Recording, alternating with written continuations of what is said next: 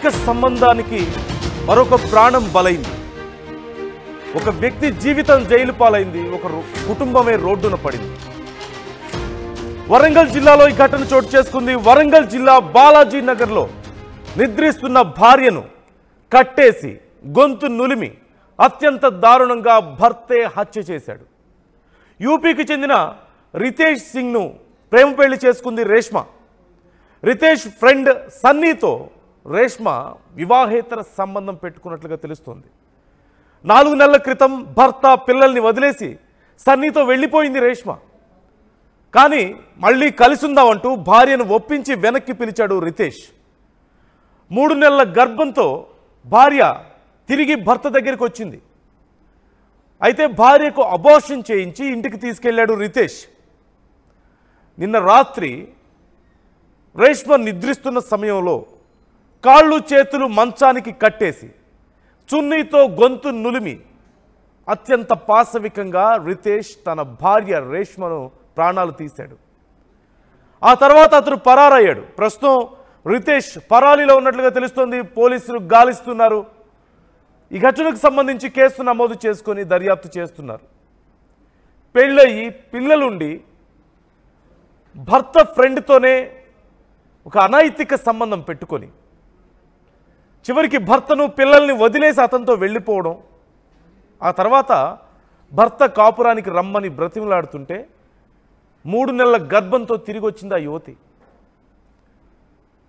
అయితే భర్త ఇది సహించలేక జరిగినటువంటి దారుణంతో ఊరిలో పరువు పోయి 10 మందిలో తలెత్తుకోలేని పరిస్థితిని అతను అనుభవిస్తూ భార్యను అలా చూడలేక జరిగిన ఘటనను మర్చిపోలేక కోపంతో ఉద్రేకంతో చివరికి నిద్రిస్తున్న భార్యను అత్యంత దారుణంగా గొంతు నులిమి ప్రాణాలు తీసిన ఘటన చోటు చేసుకుంది. ఆ తర్వాత అతను పారిపోయాడు.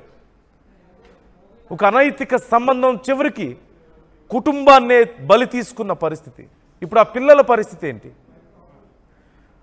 ఆ యువతి ప్రాణాలు పోయాయి. 3 నెలల గర్భాన్ని అబార్షన్ చేయించాడు. భార్య ప్రాణాలు తీసిన తర్వాత రితేష్ పారిపోయాడు. ఖచ్చితంగా రేపు మాపో పోలీసులు అతన్ని వెతికి పట్టుకుంటారు, కేసు పెడతారు, జైల్లో పెడతారు.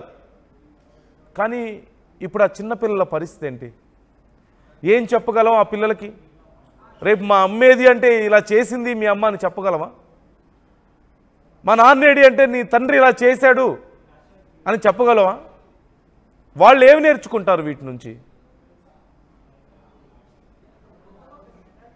ఈ అంశానికి సంబంధించి డీటెయిల్స్ తెలుసుకుందాం.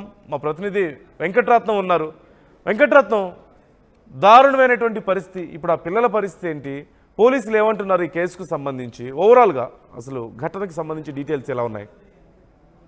నందు, ఈరోజు ఉదయం తెల్లవారేసరికి 5 గంటల ప్రాంతాల్లో కట్టుకున్నటువంటి భర్త భార్యను కడతీర్చినటువంటి పరిస్థితి. దీనికి సంబంధించి పూర్తి వివరాలు ఒక్కసారి పరిశీలించినట్లయితే ఇక్కడ అక్రమ సంబంధాలే ఇట్లాంటి అఘాయిత్యాలకు దారితీస్తున్నాయనడానికి ఒక ఉదాహరణగా చెప్పొచ్చు. గత కొద్ది రోజులుగా చూసినట్టయితే భర్తలను కడతీస్తున్న భార్యలను చూసాము, భార్యల్ని కడతీస్తున్న భర్తలను చూసాము. అంటే కుటుంబ బంధువులే ఒక ఎదుటి వాళ్ళ ప్రాణాలు తీసేటువంటి ఒక హంతకులుగా మారుతున్నటువంటి పరిస్థితి. దానికి కారణాలు అనేక ఉంటున్నటువంటి పరిస్థితి. కానీ అన్నిటికీ చంపడమే ఒక పరిష్కార మార్గంగా తయారైపోయినటువంటి పరిస్థితి. ప్రస్తుతానికైతే వరంగల్ జిల్లాకు సంబంధించి ఇక్కడ ఎనుమల వ్యవసాయ మార్కెట్ సమీపంలో ఉన్నటువంటి బాలాజీ నగర్ ఈ ఘటన చోటు చేసుకుంది. ఇక్కడ ఉత్తరప్రదేశ్ కు సంబంధించి కాన్పూర్ నుండి వలస వచ్చినటువంటి రితేష్ అనేటువంటి వ్యక్తి 15 సంవత్సరాల క్రితం ఇక్కడ వరంగల్ కు వలస వచ్చాడు.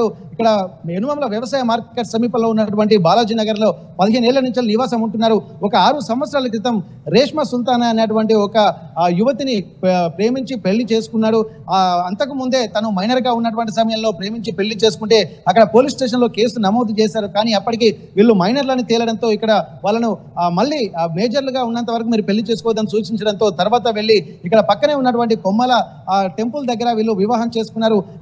5 సంవత్సరాలు బాగానే ఉన్నారు. కానీ మధ్యలో రితేష్ స్నేహితుడు ఎవరైతే ఉన్నాడో సన్నీ అనే అతను ఇక్కడ మధ్యలో తను ఇంటికి వచ్చిపోతుండేవాడు. తను కూడా ఇంటి పక్కనే ఉన్నట్టుగా తెలుస్తుంది. కానీ వీళ్ళిద్దరి పరిచయం కాస్త ఈ రేష్మ సుల్తానా అలాగే సన్నీ పరిచయం కాస్త ప్రేమగా మారింది. ఇక్కడ భర్త లేని సమయంలో వీరు తరచూ ఒకటయ్యేటువంటి వాళ్ళని చెప్తున్నారు. అయితే దీనికి సంబంధించి కుటుంబంలో కూడా గతంలో కొంత గొడవలు కూడా ప్రారంభమయ్యాయి. అయితే తను మళ్ళీ సన్నీని వదిలి ఉండలేక 4 నెలల క్రితం తను సన్నీతో పాటు ఈ రేష్మ సుల్తానా పిల్లల్ని ఇద్దరు చిన్న పిల్లలు అంటే 2 సంవత్సరాలు 3 సంవత్సరాల పిల్లల్ని కూడా వదిలిపెట్టి తను సన్నీతో పాటు వెళ్ళిపోయిన తర్వాత తన భార్యను చూసి ఉండలేక తను అనేక ఆవేదన పడ్డాడు. పిల్లల మొహం చూసాను మళ్ళీ తిరిగిరా అని చెప్పి ఫోన్లో ఎన్నిసార్లు మాట్లాడినా కానీ తను వినలేదు. చివరికి 4 నెలల తర్వాత తను తిరిగి వస్తాను, నేను మళ్ళీ చూసుకుంటాను, నేను మంచి ఎటువంటి గొడవ లేకుండా చూసుకుంటున్నాను అన్నటువంటి చెప్పినటువంటి సమయంలో తను మాటలు నమ్మి ఇక్కడికి వచ్చినటువంటి పరిస్థితి. కానీ అప్పటికే తను ఆ భార్య తిరిగి వచ్చేసరికి కోలుకోలేని షాక్. ఎందుకంటే ఇక్కడ రేష్మా సుల్తానా 3 నెలల గర్భవతిగా ఉంది. అప్పటికి సన్నీతోటే ఈ గర్భం వచ్చిందని నిర్ధారించుకున్న తర్వాత అయినప్పటికీ కూడా తన భర్త నమ్మించి ఒక హాస్పిటల్కి తీసుకెళ్లి ఆ 3 నెలల గర్భాన్ని కూడా అబార్షన్ చేయించినట్టుగా తెలుస్తుంది. ఆ తర్వాత 2 రోజులు మామూలుగానే ఉన్నారు. అంటే ఇక్కడికి వరంగల్కి వచ్చి 4 రోజులు మాత్రమే అవుతుంది. ఈ 4 రోజుల్లో 3 రోజులు సజావుగానే ఉన్నారు, బాగానే ఉంటున్నారన్న దాని మీద పెద్ద మనుషులు కూడా మళ్ళీ ఎటువంటి పొరపచ్చ లేకుండా ఒకరికొకరికి ఆ బంధం ఏర్పడే విధంగా ఒకరి కాళ్ళు ఒకరు మొక్కించుకున్నటువంటి పరిస్థితులు ఉన్నాయి.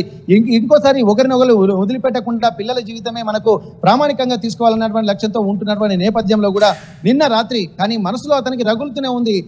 ఇక్కడ రితేష్ కి ఎట్టి పరిస్థితుల్లో తను కడతీర్చాలన్నటువంటి ప్రణాళికతోటే ఉన్నట్టున్నాడు. కానీ నిన్న రాత్రి అర్ధరాత్రి నిర్దిస్తున్నటువంటి సమయంలో ఆమె రేష్మా సుల్తానా నిద్రపోతుంది.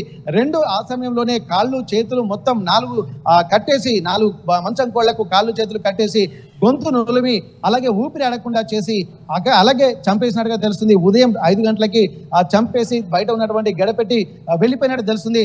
తన తల్లి ఉదయమే లేచి వచ్చి చూసేసరికి తను విగత జీవురాలైపోయింది.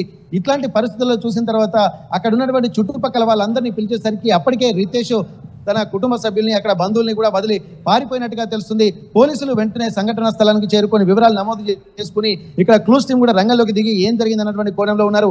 అప్పటికే దీనికి సంబంధించి ఒక క్లారిటీ ఉన్నటువంటి వాళ్ళ బంధువులు కూడా ఈ హత్య ఎవరో కాదు మా బావే చేశాడని చెప్పి చెప్తున్నారు. అక్రమ సంబంధానికి సంబంధించినటువంటి విషయం కూడా వాళ్ళ సోదరులు కూడా ఆర్టీవీకి ఎక్స్క్లూజివ్ గా చెప్పారు. ఇక్కడ మా సోదరి కూడా గతంలో సన్నీ అనేటువంటి వ్యక్తితోటి ప్రేమాయణం నడిపింది, తనతో పాటు వెళ్ళిపోయింది, 4 నెలల పాటు అక్కడే ఉంది, గర్భవతిగా తిరిగి వచ్చింది. దీన్ని సహించలేక మా బావ కూడా కోపోద్రిక్తులయ్యి తను మందలించేటువంటి ప్రయత్నం చేశారు. ఇక చేసేది లేక నిన్న ఇప్పటి వరకు ఇట్లా కడతీర్చినటువంటి పరిస్థితులు ఉన్నాయన్నటువంటి ఒక కోణంలో కూడా వాళ్ళు కూడా వివరించినటువంటి పరిస్థితి. పోలీసులు కేసు నమోదు చేసుకుని దర్యాప్తు చేస్తున్నారు. వాళ్ళు ఎక్కడికి పారిపోయి ఉంటారో పట్టుకునేటువంటి ప్రయత్నం చేస్తారు. కాకి ఇక్కడ ఉత్తరప్రదేశ్ కు సంబంధించి కాన్పూర్లో తను ఉంటాడని చెప్పి అంటున్నారు. వీళ్ళ బంధువులు కూడా ఒక 50 మంది వరకు బాలాజీ నగర్లోనే ఉంటున్నారు. ఈ బాలాజీ నగర్లో ఉన్నటువంటి వాళ్ళందరూ కూడా ఐస్ క్రీమ్ వ్యాపారం చేసుకుంటూ అలాగే ఉల్లిగడ్డల వ్యాపారం చేసుకుంటూ మరోవైపు పీసు మిఠాయి అమ్ముకుంటూ జీవనం సాగిస్తుంటారు. వాళ్ళ కుటుంబ సభ్యులు కూడా చాలా మంది ఒక 50 మంది వరకు ఇక్కడే ఉన్నారు. వాళ్ళందరూ కూడా చెప్తున్నారు వాళ్ళకు మాటలు లేవు. రితేష్ కూడా తను 4 నెలల నుంచి తను తను చాలా బాధపడినటువంటి సందర్భాలు ఉన్నాయని చెప్పి వాళ్ళు కూడా అంటున్నారు. కానీ ఇక్కడ బయట నుంచి వచ్చినటువంటి వాళ్ళని చూసి బాలాజీ నగర్ వాసులు కూడా ఒక భయాందోళన వ్యక్తం చేస్తున్నారు. అక్కడి నుండి ఇక్కడికి వలస వచ్చినటువంటి వాళ్ళము తమకు భయాందోళనలో మేము ఉన్నాము, ఒక ప్రాణహాని మాకు ఉంటుంది, వాళ్ళ వెంట కత్తులు కటార్లు కూడా ఉంటాయి కాబట్టి ఇక్కడ మేము స్వేచ్ఛగా ఉండలేకపోతున్నామని చెప్పి మరోవైపు ఈ సంఘటన తర్వాత బాలాజీ నగర్ వాసులు కూడా భయాందోళన వ్యక్తం చేస్తున్నటువంటి పరిస్థితి. ఇవన్నిటిని చూస్తే ఇక్కడ వలస వచ్చినటువంటి వాళ్ళతో ఉత్తర భారతదేశం నుంచి వలస వచ్చినటువంటి వాళ్ళందరితోటి తమకు ప్రమాదం ఉన్నటువంటి ఒక ఆందోళన కూడా చెప్తున్నారు. అయితే మరోవైపు పోలీసులు కూడా వీళ్ళకు ఒక సూచన చేస్తున్నారు. ఎవరైనా బయట నుంచి వచ్చినటువంటి వ్యక్తులు ఎవరున్నా కానీ వాళ్ళకు ఇళ్ళ కిరాయి ఇవ్వాలన్నా ఆధార్ కార్డులు ఉండాలి, ఆధార్ కార్డులు వాళ్ళ పూర్వపరాలు పరిశీలించాలి, వీళ్ళు నమ్మదగిన వ్యక్తులా లేదా చూసుకోవాల్సి ఉంటుంది, మీరు కూడా సామాజిక బాధ్యతగా వ్యవహరిస్తే తప్ప ఎటువంటి నేరాలని నిరోధించలేమన్నటువంటి ఒక సూచనలు కూడా ఆ స్థానిక ఏసీపీ వెంకటేశ్వర్లు కూడా చెప్పినటువంటి పరిస్థితి. ఇవన్నిటిని దృష్టిలో పెట్టుకుని అప్రమత్తంగా ఉండకపోతే ఆదమరిస్తే ఇట్లాంటి ప్రమాదాలు ఉంటాయన్నటువంటి ఒక స్పృహతోటి మనుషులు మెదులుకోవాల్సినటువంటి అవసరం కూడా ఈ సంఘటన గుర్తు చేస్తుంది. ఏదేమైనప్పటికీ కూడా ఒక కట్టుకున్న భార్యను కడతీర్చాడు, నమ్మిన భర్తను మోసం చేసినటువంటి పరిస్థితి. ఒకరికొకరు అంటే తను తప్పు చేస్తే ఇతను మరో తప్పు చేసినటువంటి పరిస్థితి. కానీ ఏదేమైనప్పటికీ కూడా పిల్లలు మాత్రం అనాథలయ్యారు. వాళ్ళకు ఎట్లాంటి ఒక భరోసా లేకుండా పోయింది. ఎందుకంటే కొన్ని సామాజిక వర్గాల్లో కూడా పిల్లలు ఒంటరి అయిపోతే వాళ్ళ పరిస్థితి ఎట్లా ఉంటుందో అనేక సందర్భాల్లో మనం చూసాము. ఇప్పుడు ఈ పరిస్థితి కూడా ఇక్కడ బాలాజీ నగర్ లో జరుగుతున్నటువంటి పరిస్థితి నందు. Right, thank you Venkataratnam, thanks for the details. చూసాం కదా ఒక అనైతిక సంబంధం ఎంత దారుణానికి దారితీసిందో. మైనర్లుగా ఉన్నప్పుడే ప్రేమించి పెళ్లి చేసుకోవడానికి ఒప్పుకోకపోతే చివరికి పారిపోయి పెళ్లి చేసుకొని సంతోషంగా ఉండాల్సిన వాళ్ళు అంతకు తెగించి తమ ప్రేమను దక్కించుకున్న వాళ్ళు ఎంత సంతోషంగా గడపాలి.